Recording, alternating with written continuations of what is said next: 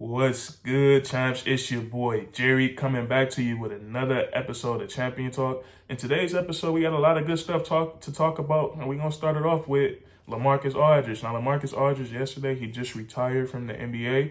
He has an irregular heartbeat, and he's decided to walk away from the game and focus on himself. Now, as a human being and even as a basketball fan, I respect that decision. I feel like everybody should, because at the end of the day, it's about health. And, I'm pretty sure he got people dependent on him, whether it's his kids, his wife, mom and dad, people like that. So, I respect his decision to retire.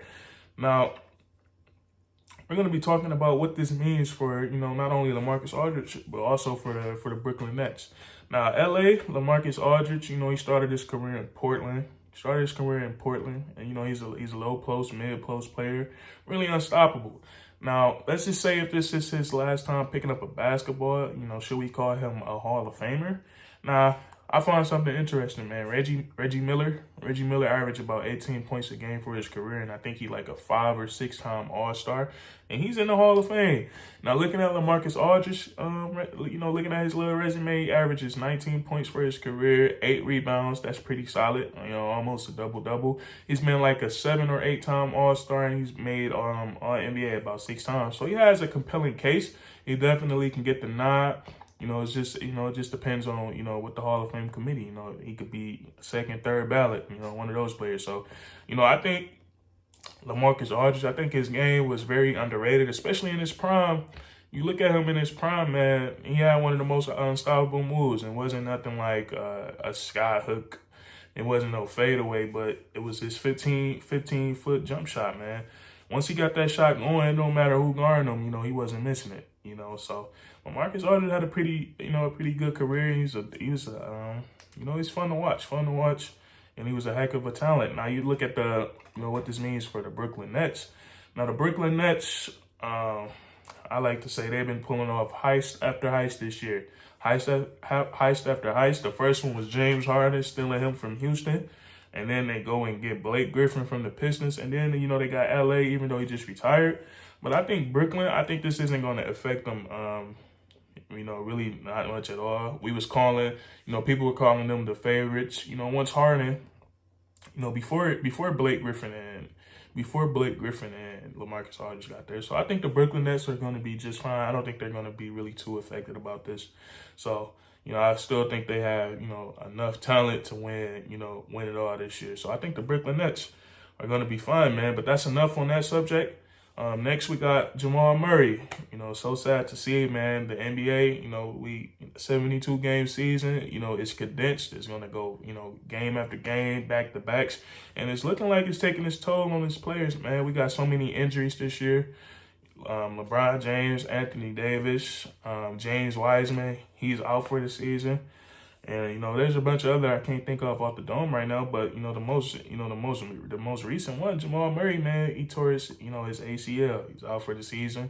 Gonna miss, not even gonna be ready for playoff contention. So now this one is gonna hurt for the Denver Nuggets, especially the way they was looking after they acquired Aaron Gordon. Their offense was their offense was already a well-oiled machine, but with Aaron Gordon, it just got taken to another level. So, this is going to hurt the Denver Nuggets, but I think this, they probably won't, make a title run this year, but I think this opens up, I think this is, there's a bright spot in this for them. I think this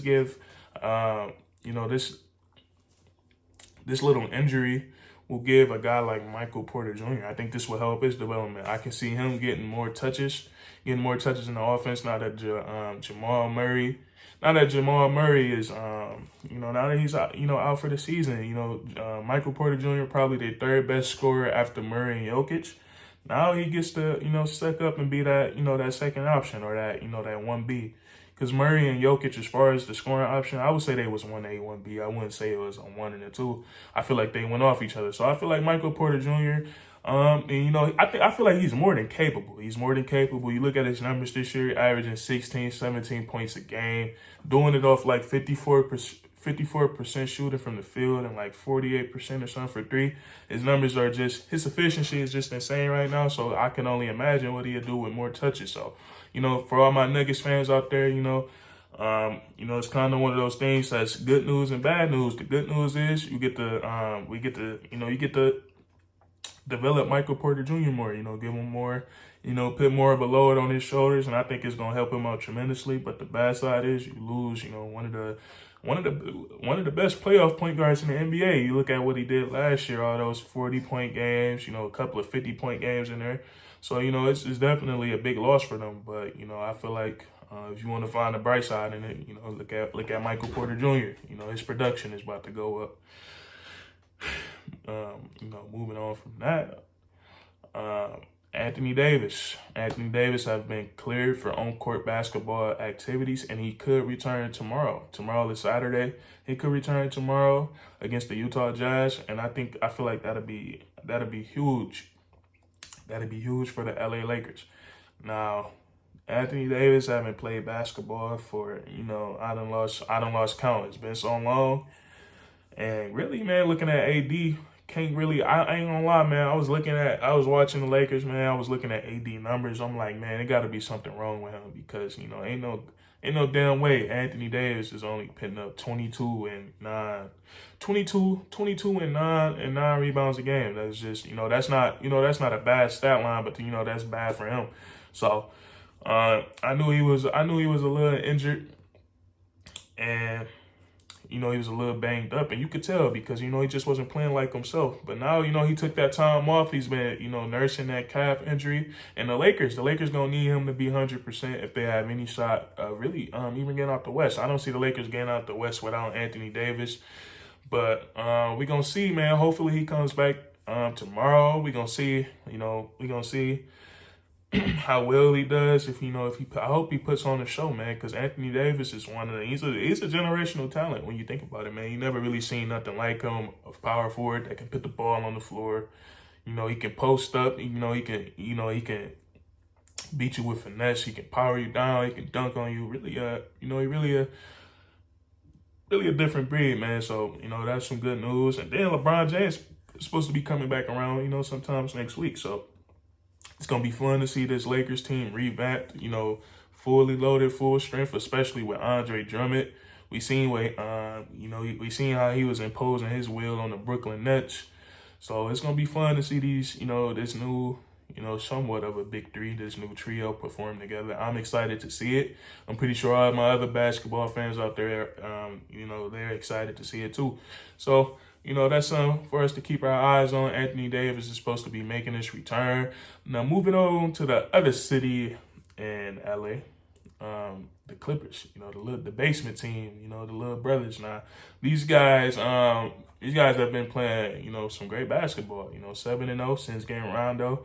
But Rondo, he's not even the guy I'm about to talk about, man. PG-13, playoff P, whatever you want to call him, way off P, pandemic P.